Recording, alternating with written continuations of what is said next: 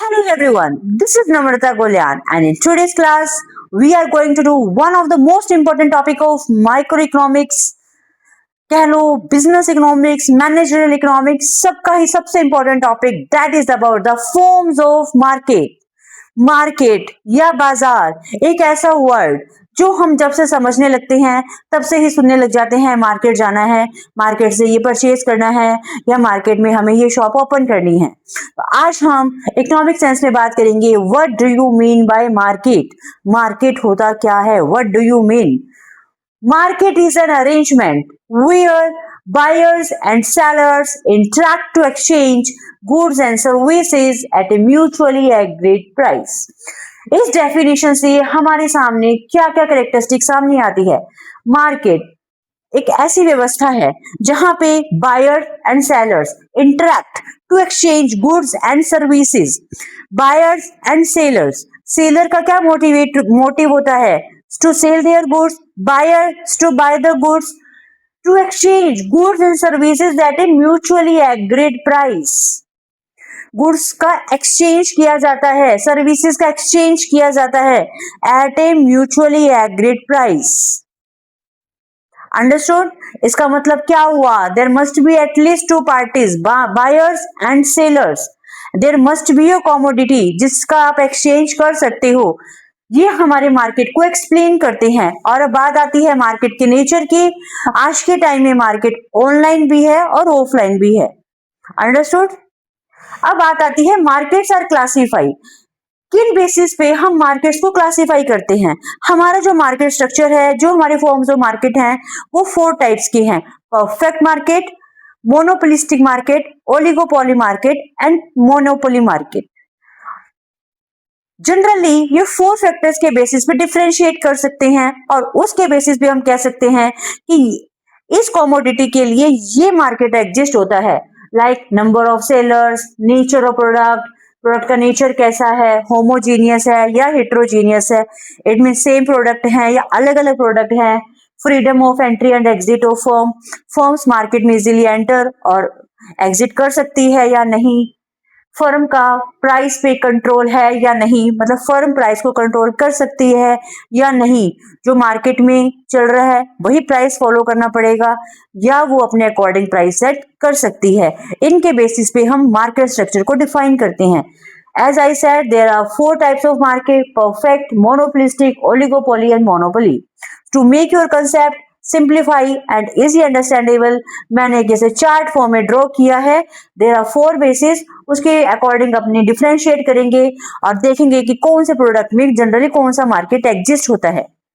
Understood? चलिए सबसे पहले हम बात करते हैं परफेक्ट मार्केट की। वहां पे बात करें परफेक्ट मार्केट क्या होता है।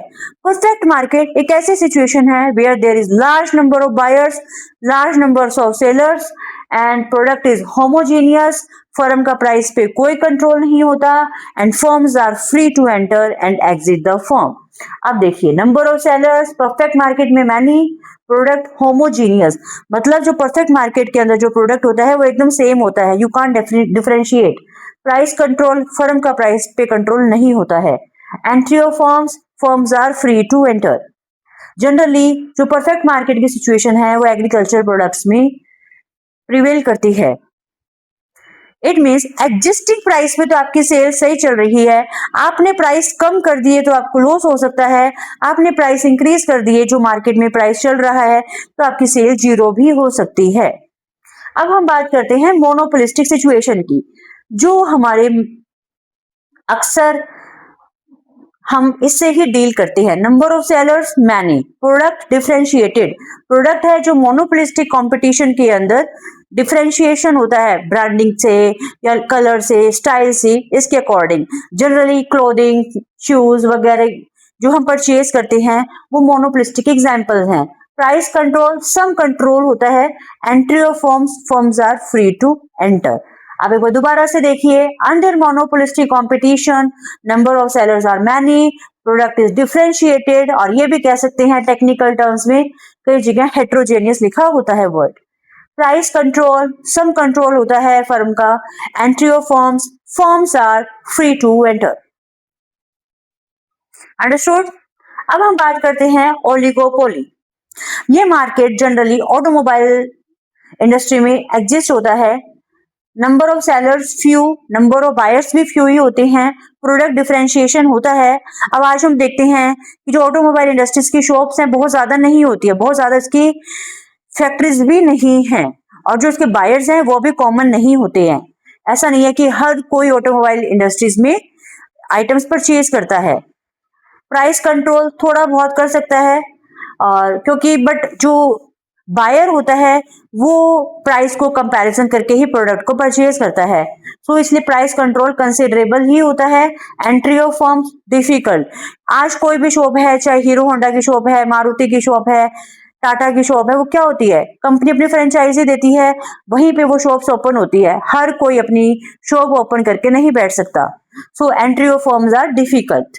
अब बात आती है monopoly.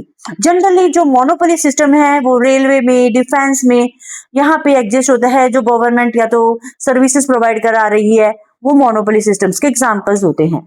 Number of sellers only one होता है। Product unique with no close substitute. आज इलेक्ट्रिसिटी है या रेलवे है, इसका कोई भी क्लोज सब्सटीट्यूट नहीं है। आपको जो सेलर सेल कर रहा है वहीं से परचेज करना पड़ता है।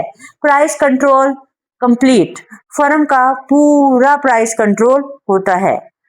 Entry of firms highly restricted. In monopoly, no one can enter easily in the market. Students, हमने आज की क्लास में जाना है मार्केट क्या होता है, मार्केट के फैक्टर्स को देखा, उसके बेसिस पे हमने मार्केट स्ट्रक्चर को क्लासिफाई किया है।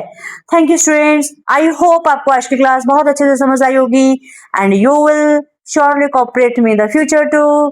Thanks again and bye bye.